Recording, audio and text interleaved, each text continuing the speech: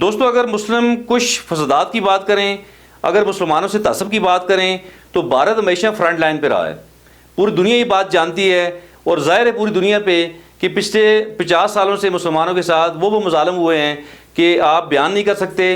اور 2 روز قبل رمضان المبارک کے مقدس مہینے میں بھارت کی ریاست گجرات میں ایک یونیورسٹی کے اندر جب مسلمان طلباء نماز ادا کر رہے تھے، نماز تراویح ادا کر رہے تھے، اور اس دوران ہندو انتہا پسندوں نے وہاں پہ حملہ کر دیا، ڈنڈوں سے، چھریوں سے، لاٹھیوں سے وہاں پہ انہیں زود و کوب کیا، ان پہ تشدد کیا اور ان کے لیپ ٹاپس اور موبائل فونز توڑ دیے، موٹر سائیکل توڑ دیے اور بہت زیادہ جلاؤ گراؤ وہاں پہ ہوا.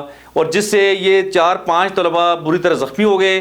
اور یہ طلباء جو مسلم طلباء تھے ان میں تاجکستان، ازبکستان اور افریقی ممالک سے کچھ تھے اور کچھ افغانستان سے تھے. دوستو اتنا بڑا ظلم، اور یہ کیا پیغام بھارت دنیا کو دے رہا ہے؟ ایک طرف تو جمہوری ملک کہلا رہا ہے اپنے آپ کو کہ دنیا کا ایک بڑا جمہوری ملک، اور دوسری طرف اس طرح فناٹسزم اور اس طرح انسانی حقوق کی پامالیاں پوری دنیا دیکھ رہی ہے اس وقت. اور میں سمجھتا ہوں اس وقت یونائٹڈ نیشن کو ایک مثبت کردار ادا کرنا چاہیے.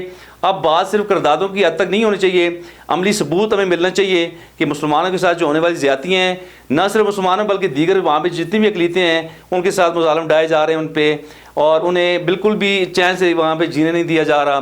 یہ بہت بڑا ظلم ہے اور پوری دنیا کی انسانی حقوقی تنظیموں کو اس پہ بات کرنی چاہیے اور یونائٹڈ نیشن کو اس وقت عملی طور پہ آگے بڑھنا چاہیے اور بھارت کو لگام دینی چاہیے.